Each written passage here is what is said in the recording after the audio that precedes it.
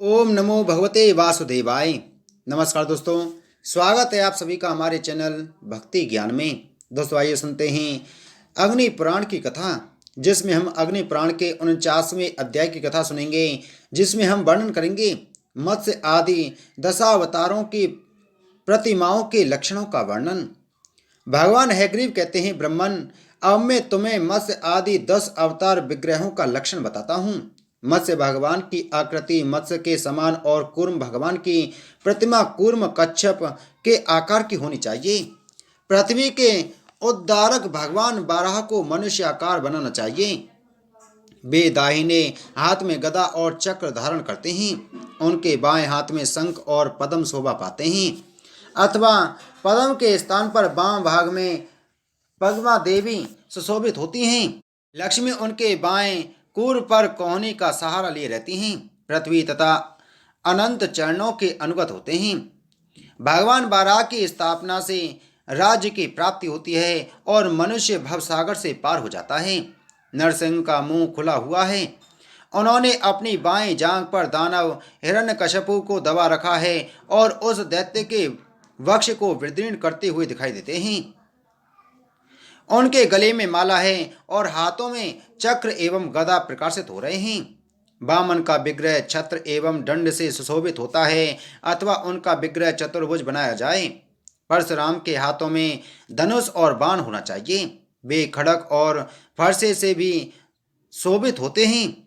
श्री रामचंद्र जी के श्री विग्रह को धनुष बाण खड़ग और शंख से सुशोभित करना चाहिए, अथवा वे द्विभुज माने गए हैं।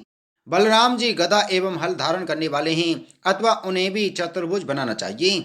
उनके बाएं भाग के ऊपर वाले हाथ में हल धारण करावे और नीचे वाले में सुंदर शोभा वाली शंख, दाएं भाग के ऊपर वाले हाथ में मूसल धारण करावे और नीचे वाले हाथ में शोभायमान सुदर्शन चक्र। बुद्ध देव की प्रतिमा का लक्षण यह है। बुद्ध ऊंचे पद्म में आसन पर बैठे हैं। उनके एक हाथ में वरद और दूसरे हाथ में अभय की मुद्रा है। वे शांत स्वरूप हैं। उनके शरीर का रंग गोरा और कान लंबे हैं। वे सुंदर पीत वस्त्र से आवृत हैं। कल की भगवान धनुष और तोनीर से सुशोभित हैं। मलेच्छों के संहार में लगे हैं। वे ब्राह्मण हैं, अथवा उनकी आकृति इस प्रकार बनावे। वे घोड़े की पीठ पर बैठे हैं और अपने 4 हाथों में खड़ग शंख चक्र एवं गदा धारण करते हैं। ब्रह्मन, अब मैं तुम्हें वासुदेव आदि 9 मूर्तियों के लक्षण बताता हूँ। दाहिने भाग के ऊपर वाले हाथ में उत्तम चक्र, यह वासुदेव की मुख्य पहचान है। उनके एक पार्श्व में ब्रह्मा और दूसरे भाग में महादेव जी सदा विराजमान रहते हैं। वासुदेव की शेष बातें पूर्वत हैं। वे शंख अथवा वरद की मुद्रा धारण करते हैं।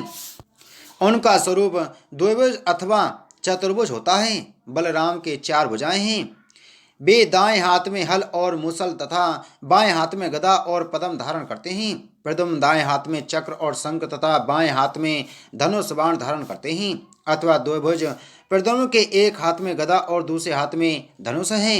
वे प्रसन्नतापूर्वक इन अस्त्रों को धारण करते हैं, या उनके एक हाथ में धनुष और दूसरे में बाण है। अनिरुद्ध और भगवान नारायण का विग्रह चतुर्भुज होता है। ब्रह्मा जी हंस पर आरूढ़ होते हैं। उनके 4 मुख और 4 भुजाएं हैं। उदर मंडल विशाल हैं। लंबी दाढ़ी और सिर पर जटा, यही उनकी प्रतिमा का लक्षण है।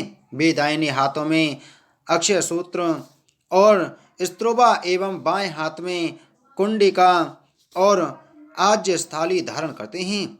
उनके बाम भाग में सरस्वती और दक्षिण भाग में सावित्री है।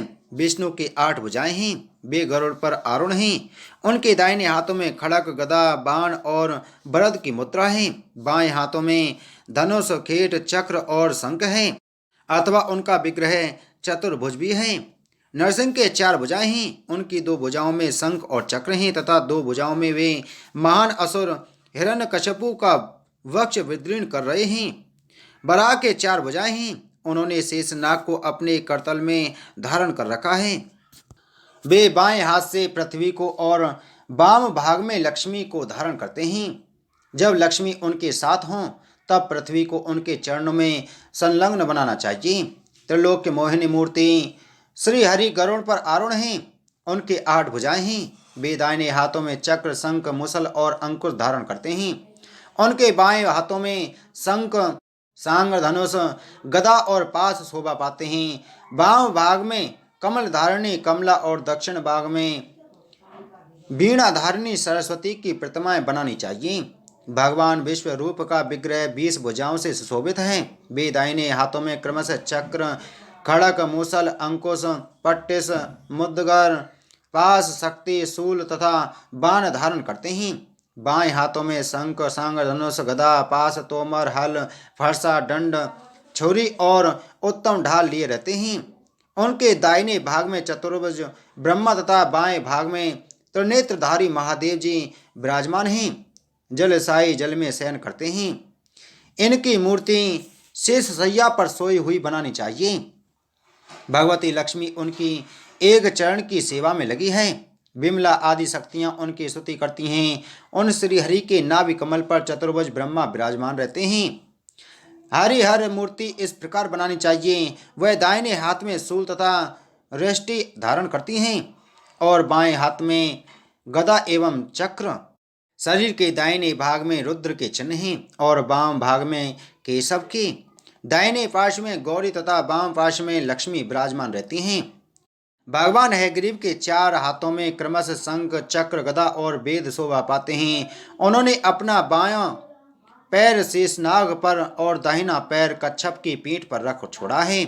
दत्तात्रेय के 2 बाएं हैं।